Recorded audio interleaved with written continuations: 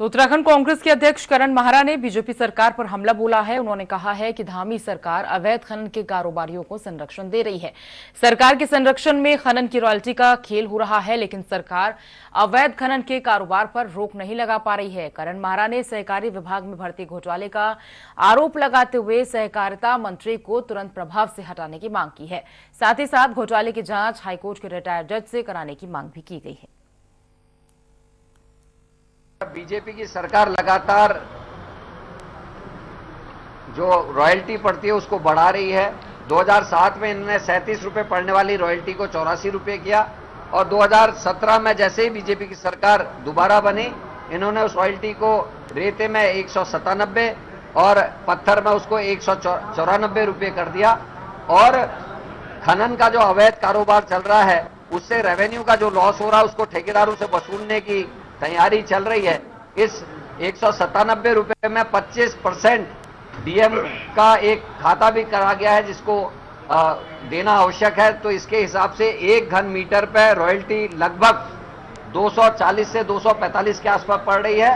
और एक नया फरमान जारी किया है, जो रॉयल्टी के पेपर्स जमा नहीं करेगा उसको ये रकम जो है 5 गुनी देनी पड़ेगी।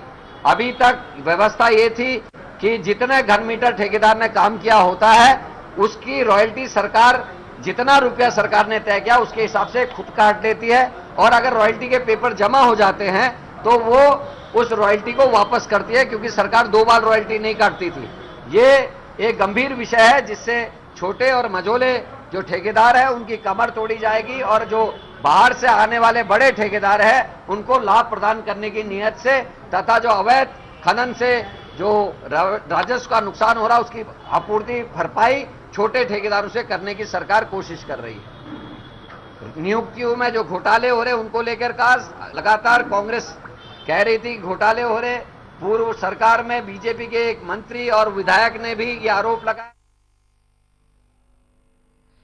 और ज्योत्सना हमारे साथ जुड़ी हुई हैं। करण माहरा, ज्योत्सना, जो कि लगातार सीधा आरोप यहां पर धामी सरकार पर लगा रहे हैं। अवैध खनन का कारोबार चल रहा है, ये सीधा आरोप उन्होंने बीजेपी पर लगा दिया है। हाँ बिल्कुल, देखिए विपक्ष इस बात को लगातार कहता रहा है और आप जानती है कि इलेक्शन से पहले भी विपक्ष ने इस बात को उठाया था कि जिस तरीके से पट्टे बांटे जा रहे हैं, खनन का अवैध कारोबार हो रहा है, जो छोटे लोग हैं, छोटे ठेकेदार हैं जो थोड़ा थोड़ा काम करते हैं, उन लोगों को खत्म किया जा रहा है। बड़े खनन माफियाओं को बढ़ावा दिया जा रहा है, उनको उनके लिए काम करने के लिए माहौल बनाया जा रहा है। इस तरीके के आरोप लगातार चलते रहे। कांग्रेस ने तो बाकायदा एक लिस्ट जारी की थी कि 3 महीने के अंदर कितने पट्टे खनन के दिए गए जो इलीगल हैं, और मुख्यमंत्री पर भी आरोप लगाया था कि मुख्यमंत्री के संरक्षण में उधम सिंह नगर में खनन हो रहा है। लेकिन वो चुनाव से पहले आप जानती हैं किस तरीके के आरोप प्रत्यारोप लगते रहते हैं, लेकिन कोई पुख्ता एविडेंस कांग्रेस रख नहीं पाई। कल भी जब मीडिया से रूबरू हुए प्रदेश अध्यक्ष, उन्होंने यही बात कही। उन्होंने रॉयल्टी को लेकर क्वेश्चन मार्क किया कि सरकार ने किस तरीके से रॉयल्टी में परिवर्तन किया है, किस तरीके से वो शोषण कर रही है, किस तरीके से वो खनन माफियाओं को संरक्षण दे रही है।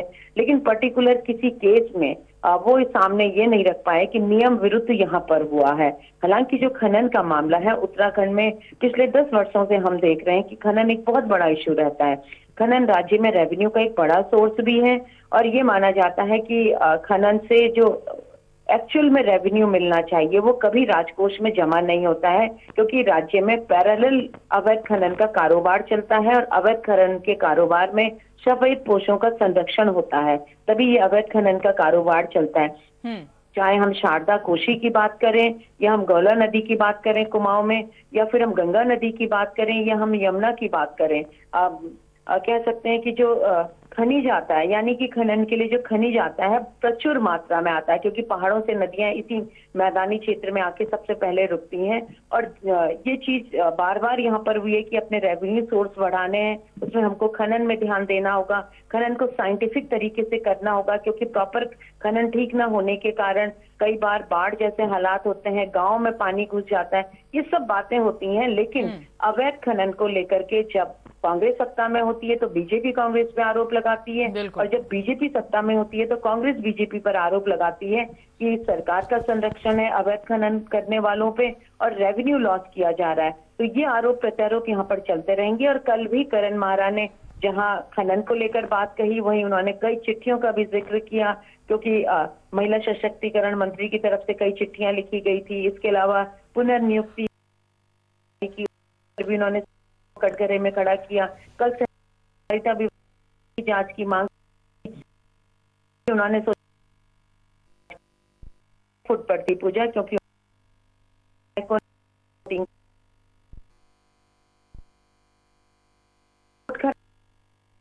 कहीं ना कहीं कांग्रेस बैकफुट पे थी, तो कांग्रेस से उभरने पर ही अटैक कर और जो अंदरूनी झगड़े थे उसको डाइवर्ट कर दिया।